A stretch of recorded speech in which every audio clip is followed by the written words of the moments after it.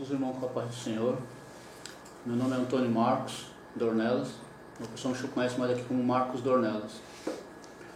Bom, nessa aula que nós vamos ver hoje, vai ser a quarta lição do livro de Josué, dessa revista aqui, Josué vencendo os obstáculos da entrada de Canaã. Na lição de número 4, diz o título, Vencendo os Obstáculos. O texto do dia diz assim: para que todos os povos da terra conheçam a mão do Senhor, que é forte, para que temais ao Senhor vosso Deus todos os dias. Que está em Josué capítulo 4, versículo 24. Nessa lição nós vamos ver que para receber algumas bênçãos de Deus, nós vamos passar por algumas lutas, mas é com a presença de Deus na nossa vida que nós vamos conseguir vencer. Nós vamos ver que Deus trabalhou de forma grandiosa na vida de Josué, na vida do povo de Israel, e como será a terra prometida para o povo de Israel, e nos traz essas lições também para a nossa vida espiritual atual, tanto com a vida de Jesus e o que ele tem em relação a essa lição de Josué. Ok? O texto bíblico a base da nossa lição está em Josué capítulo 5, versículo de 5 a 6 e do versículo 14 até o 17.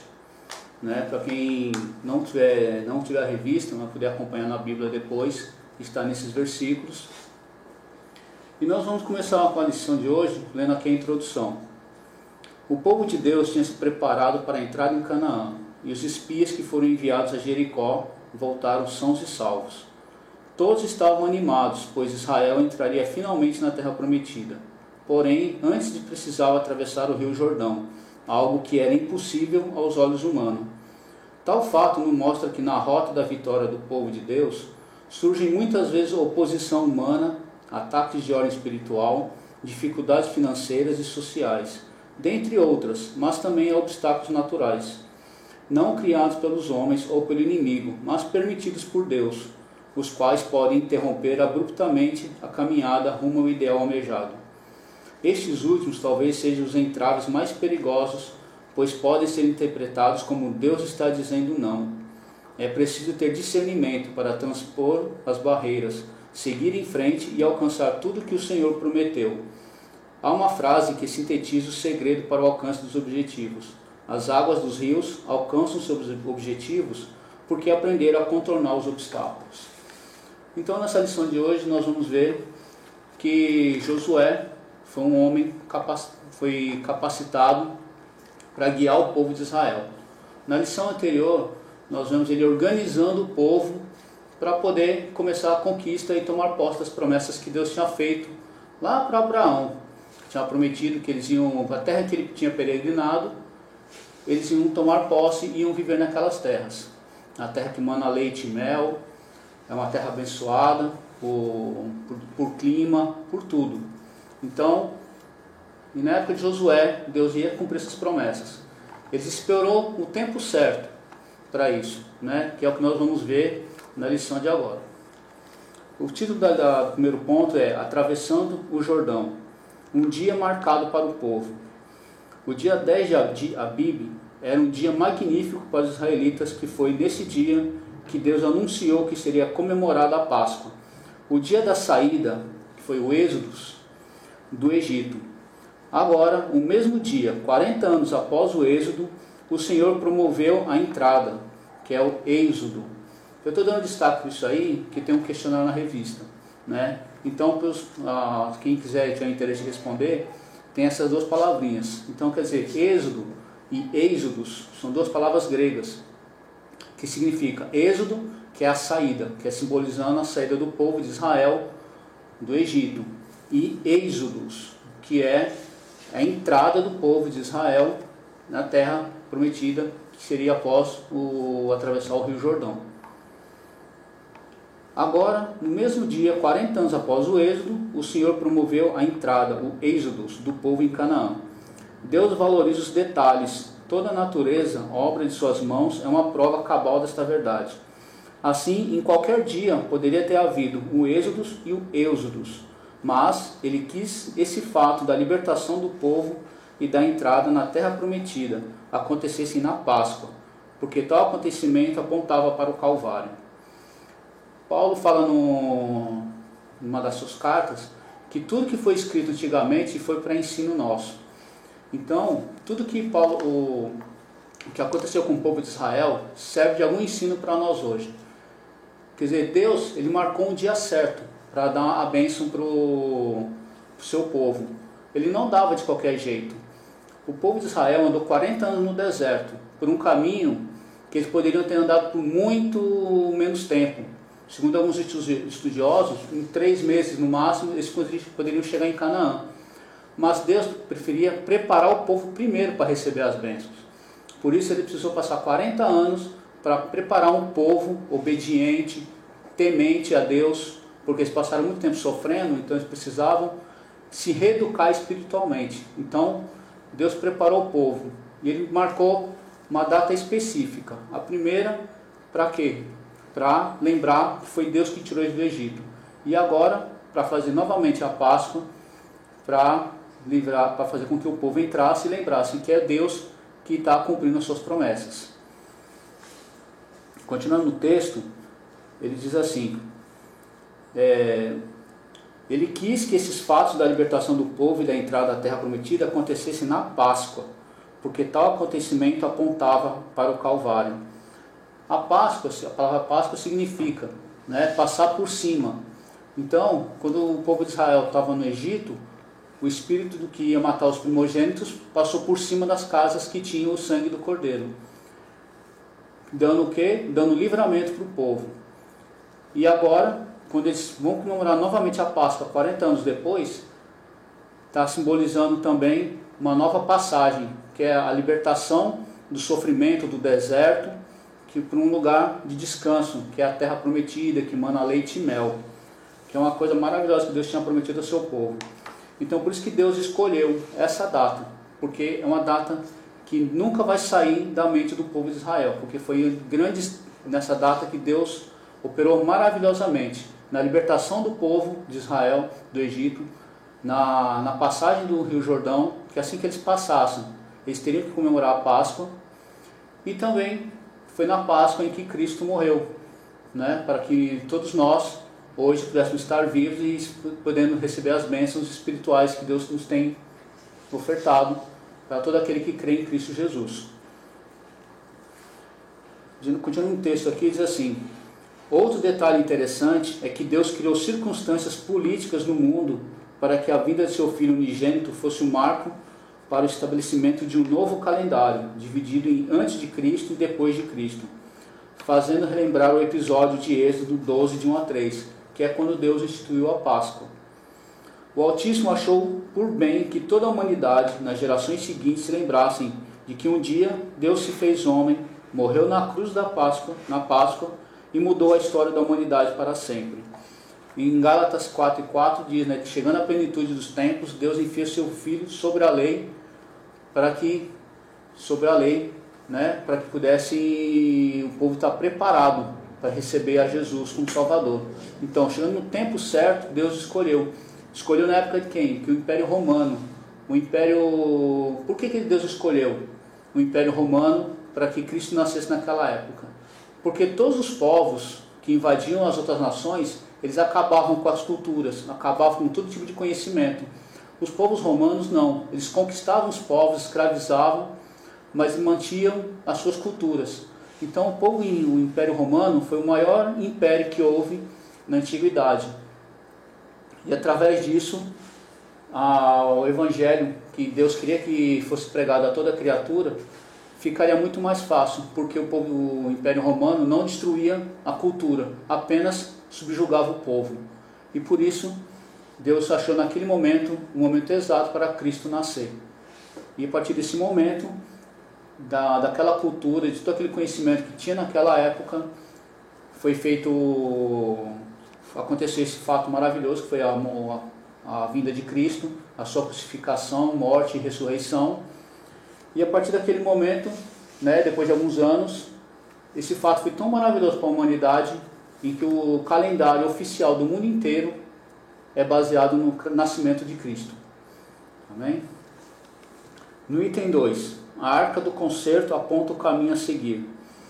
Durante 40 anos, Deus guiou seu povo por intermédio de uma nuvem ou coluna de fogo. Agora, porém, os hebreus seriam guiados pela arca do concerto, que era levada pelos sacerdotes levitas. Mas somente em 3 oportunidades ela foi conduzida pelos sacerdotes. Nesse episódio, que é atravessar o Rio Jordão, ao circuncidarem Jericó, que vai ser a segunda lição depois dessa daqui, não vamos entrar muito em detalhes, e quando levaram para o interior do templo de Salomão, né? Aqui nesse episódio, né, o povo foi guiado pelos sacerdotes carregando a arca. Eles foram na frente e depois o povo foi atrás com a arca.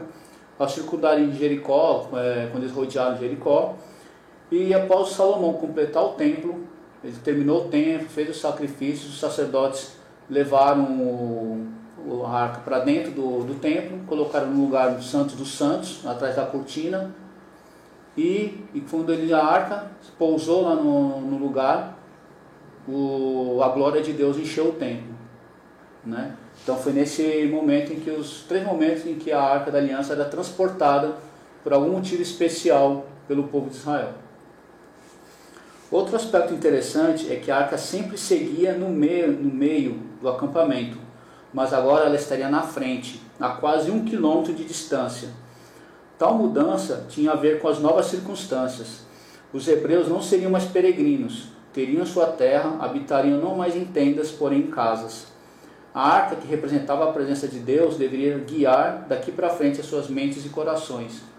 Deus protegia seu povo com a sombra no meio do dia e com uma coluna de fogo à noite, enquanto caminhavam pelo deserto. Mas a partir daquele momento, Deus ia na frente agora, porque a partir daquele momento era uma nova situação. Eles teriam que ser guiados por Deus, porque seria um lugar onde eles iam enfrentar muitos desafios. E a partir daqueles desafios, se não for com Deus na frente, assim como é nos nossos dias de hoje, é só assim que a gente pode vencer. Entendeu? Amém? No item 3 diz assim: a providência mais importante para a conquista da terra prometida.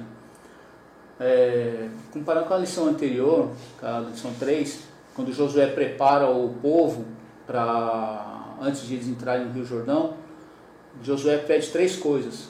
A primeira é que o pessoal se santifique. A outra, que o pessoal se provê de comida. Porque depois de 3 dias eles iam atravessar o Rio Jordão para começar a conquista da terra prometida. E a outra foi que os povos vivessem as tribos estivessem unidas na passagem. Então ele pediu essas 3 coisas, né? E a principal delas é que o povo se santificasse, que é o que a gente vai ver nesse ponto agora. De todas as ordens que Josué passou ao povo, a mais significativa foi: santificai-vos, porque amanhã fará o Senhor maravilhas no meio de vós. Ele deixou claro que não seria possível apresentar-se à peleja sem as vestes da santidade, pois Deus é santo. A gente não pode vencer as batalhas de qualquer maneira. Deus, ele sempre exige só uma coisa na nossa vida, como Jesus fala assim, que recebeis de modo, pegar o meu jugo, que é suave. A única coisa que ele quer da nossa vida é santidade. Essa santidade é uma coisa que Deus sempre exigiu do seu povo. Desde que ele tirou Abraão da terra dos caldeus, sempre foi o plano de Deus. Ele vai tirar o povo daquelas mentalidades erradas, pecaminosas, idólatras, e viver uma vida diferente, de paz com Ele, de comunhão com Ele. E é isso que Ele sempre pede. Sempre quando Deus vai conversar com alguém para fazer alguma coisa, Ele sempre pede que a pessoa tem que estar santificada. Isso serve não só para o Antigo Testamento, mas principalmente para o Novo e para os nossos dias. As Escrituras nos exortam: sede santos, porque eu sou santo. O povo de Israel, assim como a igreja, foi chamada para a santidade, que significa separação. Para que a entrada na terra prometida ocorresse, os guerreiros precisavam estar santificados. No item ponto 2, diz assim: As dificuldades no caminho da bênção. A prova do Jordão. O Jordão transbordava. Atravessar o Mar Vermelho rumo ao Sinai para não morrer pelas mãos de Faraó era uma coisa. Mas passar o Jordão para entrar numa guerra sangrenta contra dezenas de cidades-estados, fortificadas há séculos, como era o caso de Jericó, cuja muralha, de acordo com os estudos arqueológicos, estava intacta há uns 800 anos. Exigia muito mais fé e coragem. Todavia, além dos grandes embates que os aguardavam, havia um obstáculo humanamente intransponível, o Rio Jordão. Era impossível a travessia de pessoas e animais na época das cheias. Somente a fé no Deus Todo-Poderoso faria possível tal façanha. O povo de Israel que foi atravessar o Rio Jordão não é o mesmo que atravessou o Mar Vermelho, porque todos pereceram no deserto por causa da desobediência, murmuravam. Apenas Josué e Caleb, que atravessaram o Mar Vermelho, conseguiram passar o Rio Jordão também. Então todo aquele povo não viu esse milagre, mas eles souberam por seus pais o que tinha acontecido. Então eles não tinham essa fé para poder atravessar o Rio Jordão. O Rio Jordão, quem imagina passar pelo Mar Vermelho, passar pelo Rio Jordão seria muito mais fácil. Mas o Mar Vermelho, ele é tranquilo. Ele foi um mar, Deus, no seu poder, ele abriu ele e o povo passou. Mas o que assustava o povo de Israel na passagem do Rio Jordão não era tanto o tamanho, porque o Rio Jordão ele tem no máximo 30 metros de comprimento. Então nas cheias, 40, 50. Mas a profundidade dele, em certos pontos, chega a 200 metros de profundidade. E quando quando ele vai desaguar no Mar Morto, chega a 200 metros de profundidade. O Vale do Rio Jordão é o lugar que tem a maior diferença de altura entre o nível do mar e a profundidade. Então, naquele lugar vai criar uma correnteza muito forte, e era isso que estava criando essa grande barreira. As correntezas, a velocidade da água naquele lugar poderia estar afastando o povo e criando medo neles. Por isso que era muito mais necessário ter fé para atravessar um rio do que atravessar o Mar Vermelho. Durante os 40 anos no deserto, eles aprenderam a obediência a Deus. E agora eles teriam que botar a fé na prática. Por isso que Deus pede para Josué mandar os sacerdotes na frente com a arca, mostrando que Deus ia abrir o caminho para eles, ia facilitar o caminho. O Rio Jordão ele é uma corrente muito forte nesse ponto por causa dessa grande diferença de altura. Ele cria uma correnteza, então o povo ficou com medo. Assim, todavia, além dos grandes embates que os aguardavam, havia um obstáculo humanamente intransponível, o Rio Jordão, né? E era impossível a travessia das pessoas e animais. Por isso que Deus ele mudou, né? Porque quando no Mar Vermelho a arca veio junto, aqui ela foi primeiro. Como diz na Escritura, foi a 2.000 côvados de diferença para que o povo soubesse o caminho certo para andar. Porque havia muita pedra, havia uns caminhos onde o nível era mais baixo, outro mais alto. Então Deus guiou o povo no meio do rio.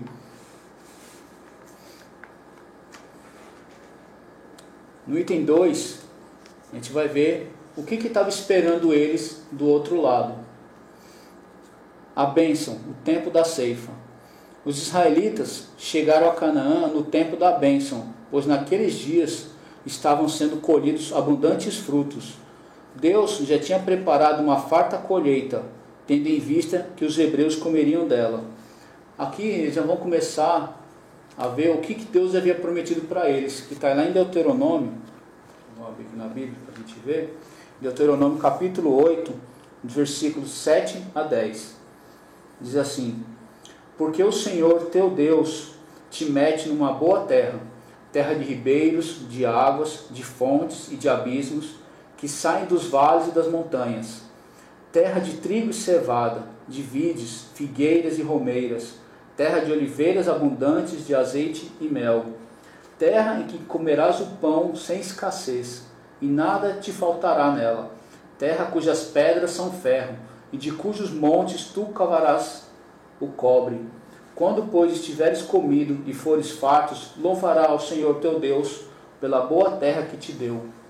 Então Deus havia prometido que essa era a terra que eles iam conquistar, né? Então Deus havia prometido uma terra maravilhosa, e a partir do momento que eles passassem no Jordão, era essa promessa que eles iam tomar posse.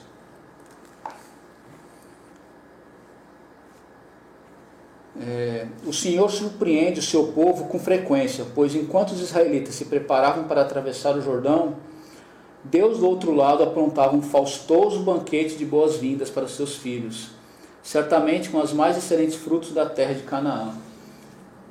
A terra de Canaã é uma terra fértil, com chuvas. Para quem conhece mais ou menos como é que é as chuvas daqui na região, lá chovia, aqui quando chove bem, é uns 400 milímetros, segundo os estudos que o pessoal faz.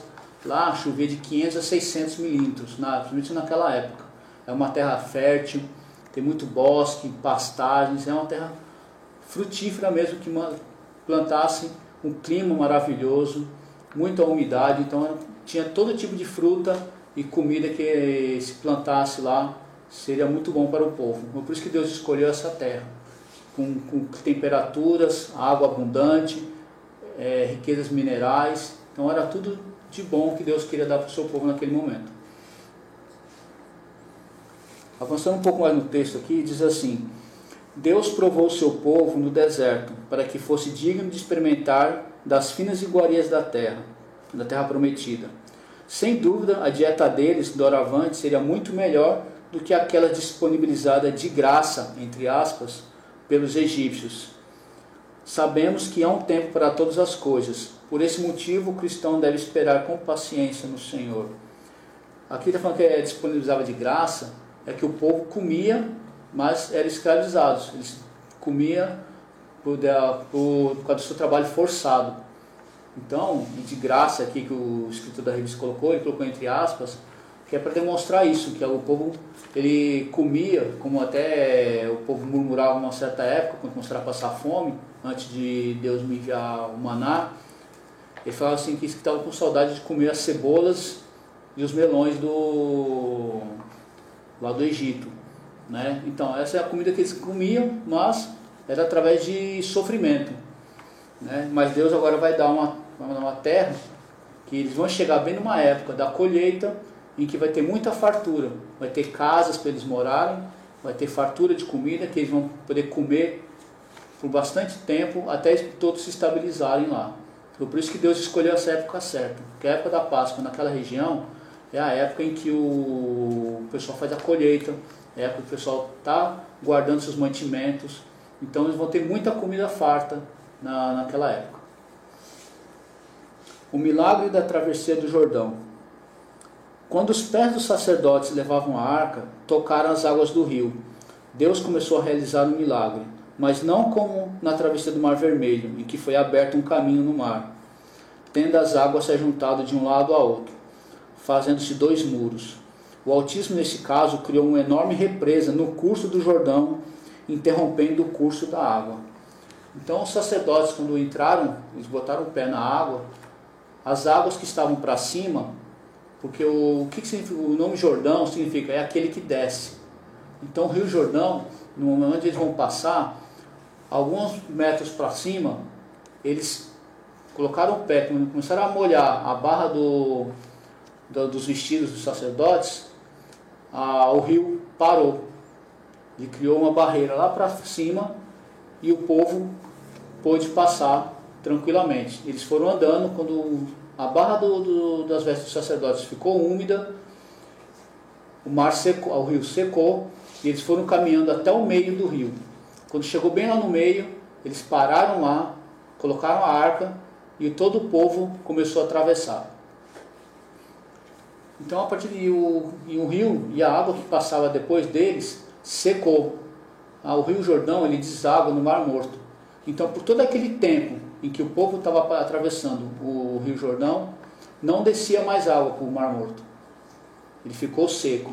E as águas para trás ficaram represadas, sem incomodar ninguém. O povo passou a pés quase enxutos, como foi no Mar Vermelho. Então Deus ele tem diversos milagres para apresentar. Ele tem diversas formas de operar seus milagres. Ele vai ver as necessidades de cada um no momento, né?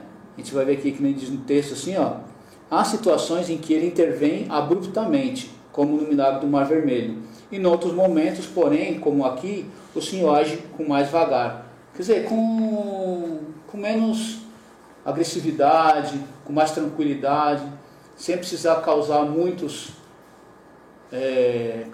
movimento, né? Deus, ele vê o momento, certo? Mas nunca deixa de ser um milagre grandioso para o povo de Israel. Ele tem diversas formas, conforme o momento, ele opera um milagre. O que numa hora ele precisa fazer uma coisa enorme, no outro momento ele não precisa fazer grandes coisas, mas o milagre quem opera somente é ele. Amém? Um evento para não esquecer, né? Deus,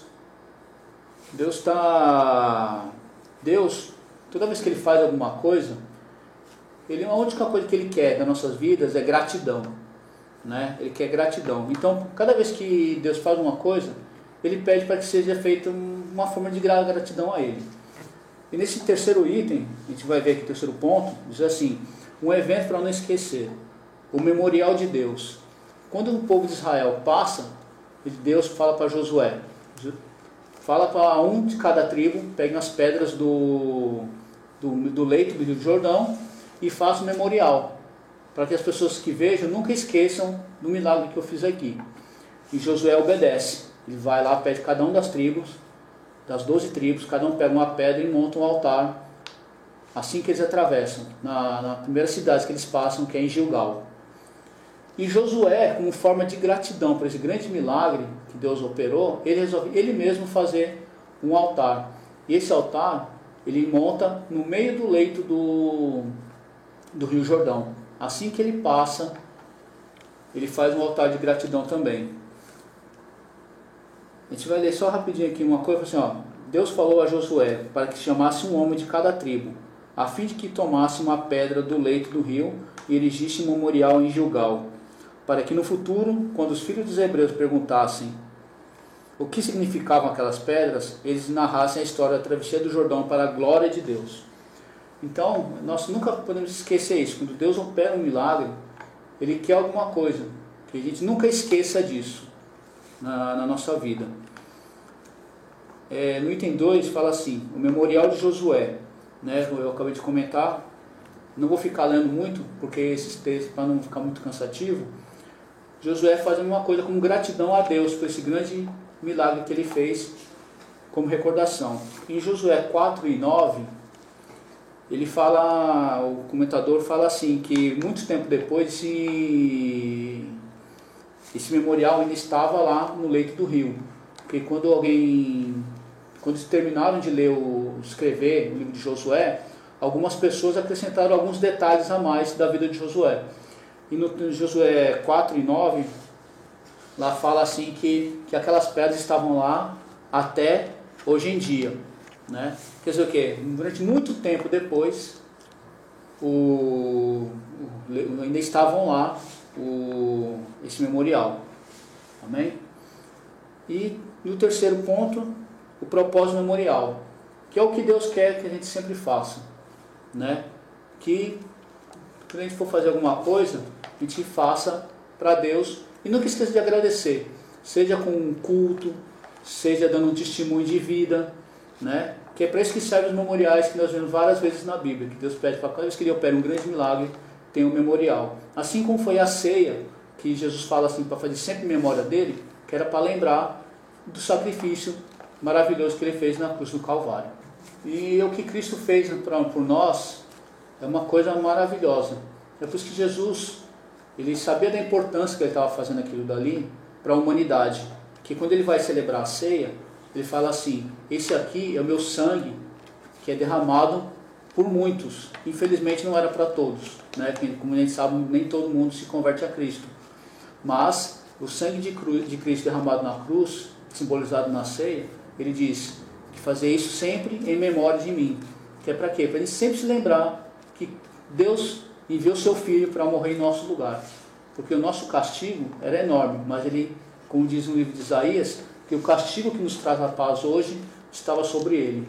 Então, sempre que a gente vai celebrar a ceia, é um memorial que Deus quer que sempre seja feito para lembrar do grande milagre da salvação que é a nossa vida.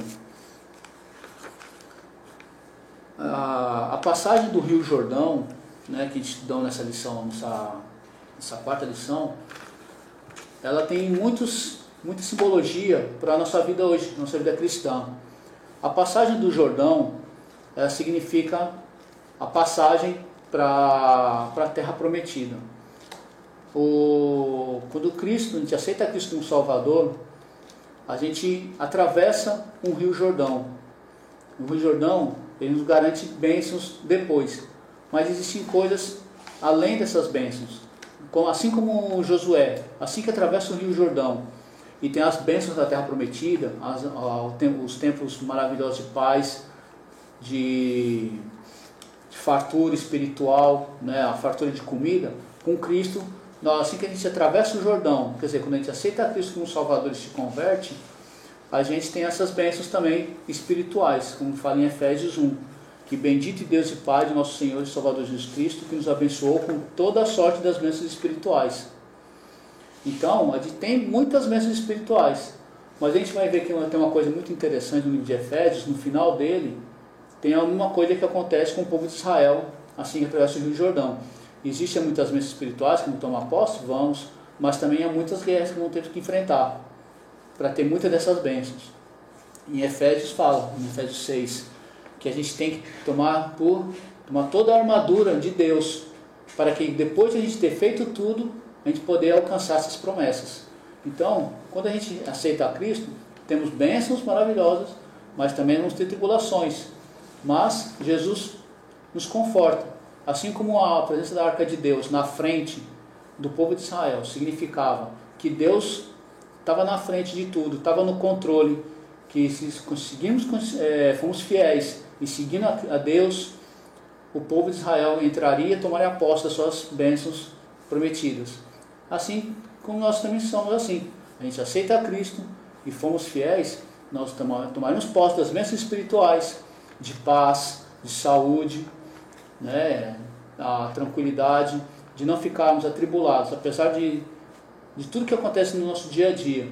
Como Jesus disse que no mundo teríamos aflições, mas existem as promessas de que Deus nos livraria de todas, né? E Jesus também nos dará outras bênçãos espirituais, que assim que nós somos arrebatados e estivermos com Cristo na glória, nós completaremos as bênçãos que Ele tem nos prometido.